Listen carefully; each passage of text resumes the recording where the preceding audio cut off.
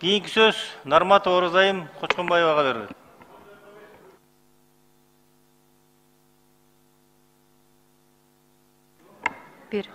Саламатсыздарбы, Эдил Жолдубаевич. Куттуктооңуз үчүн рахмат. Сиздерди дагы жаңы жылыңыздар менен куттуктаймын. Алымкадыр Сабирдинович, сизге бере турган суроом. Чет мамлекетте убактылуу жашап иштеп жүргөн биздин мекендештердин камсыздандыруусу абдан бир чоң көйгөйлөрдүн бири да. Айрыкча ушу 1 миллиондон ашык биздин мекендештер Орусияда жашайт. Ошолордун 1 миллионго жакыны Москва шаарында.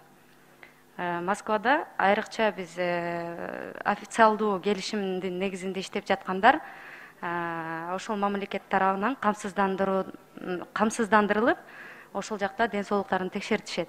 Бирок эң чоң көйгөй жаш балдардын камсыздандыруусу болуп жатат да. Ушул маселени чечүүгө мүмкүнбү? Оразайым Кочконбаевым да биздин президентибиз менен биз барганда ушул вопросту көтөрүлгөн. Себеби бизде мынакей ОМС Кыргызстанда төлөнүп аткан, тиякта да каралбай калып, бирок бул вопросту чечилип атат. Мен сизге кандай, кайсы жерге жеткенин кат жүзүндө берейин. Жазып койсоң. Рахмат, жакшы болот эле. Экинчи маселе, ПЦР тести Кыргызстанга кирип жатканда сөзсүз түрдө тапшырыш керек деген да, ошо Орусиядан бул жакка келе жатканда.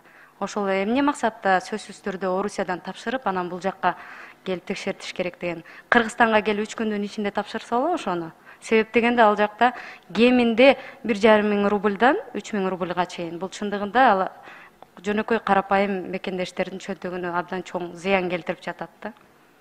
Оразайым Кочконбаевым да ар бир учуп келатканда тиги самолетторго ПЦР жок болсо Россиядан киргизбейт.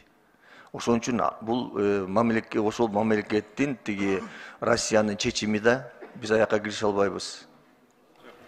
Жок, Кыргызстандыкы деп жатат. Урматтуу Оразайым Кочконбаевна, биз бул талапты 1 декабрда киргизгенбиз. Ошол омикрондун алдын ала кичине ар жака жылдыртуу боюнча эми азыр албетте биз бул жумалынын бул апта штабка койбосок да, эмки апта күнү уже бул дагы талапты биз жокко чыгарабыз. Анткени мунун дагы уже мааниси уже бүттү. Раз уже коронавирус биякта жайылгандан кийин биз пассажирлерден сырттан алып келесиңер деп коркунуч жок. Албетте биздин мекендештер үчүн бул талапты биз алып коюшубуз керек. Сиздики туура.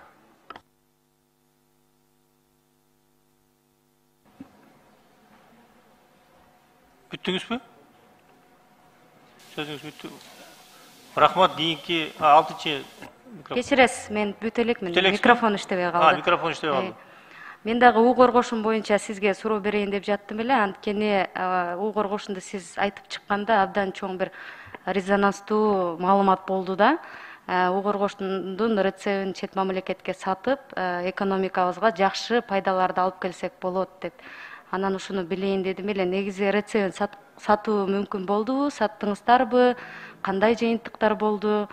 Азыркы 4-чү толкунду басаңдатуу үчүн эмне себептен уу коргошунду колдонсок болбойт? Ушул тууралуу айтып берип коесузбу? Рахмат. Оразайым Кочконбаевым да сиз туура сөз бердиңиз. Бул 1000 жылдан бери келаткан известный бул препарат. Мисалы алсак, сиз мына Россия жөнүндө билет экенсиз. Россияда аконит деп ал чыгып, уже Россияга колдонулган. Бирок сиз айтканда мен уу коргошунга кайрылбайын дегем. Эгер кандай бир информация болсо, мен сиз менен жолукканда жооп берейин. Рахмат, башка суроо жок.